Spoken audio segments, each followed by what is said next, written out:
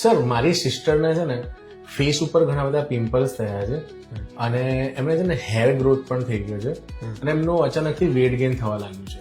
તો અમે લોકો છે ને એઆઈમાં પૂછ્યું કે ભાઈ આવા પ્રોબ્લેમ્સ થયા છે, આવા સિમ્ટમ્સ છે, તો આ શું હોઈ શકે? તો એઆઈએ સીધું ડાયગ્નોઝ કરી દીધું અને એઆઈ કહી દીધું કે તમને પીસીઓડી છે અને જોડે એની ટ્રીટમેન્ટ પણ આપી દીધી છે. તો શું એ ફોલો કરવું જોઈએ અમારે? એકચ્યુઅલી ફોલો કરવાની જરૂર નથી. હા, આજે તમે 3 સિમ્ટમ્સ કીધા એ પીસીઓડી સાથે સંકળાયેલા છે, પણ જરૂર નથી કે એ દર્દીને પીસીઓડી જ છે. એના માટે તમારે ડૉક્ટરને બતાવીને એની સોનોગ્રાફીને કરવું જોઈએ.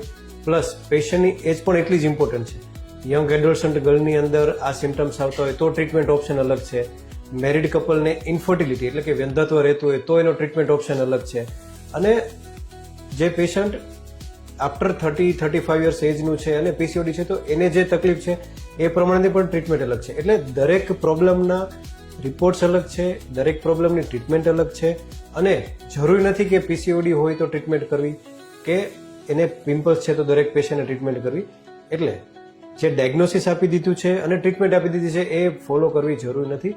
દર્દીની એજ પ્રમાણે, તકલીફ પ્રમાણે એના ટ્રીટમેન્ટ ઓપ્શન અલગ હોય છે અને દરેક દર્દીમાં ટ્રીટમેન્ટ જરૂરી નથી હોતી. લાઇફસ્ટાઇલ મોડિફિકેશનથી પણ એ વસ્તુ મેનેજ થતી હોય છે.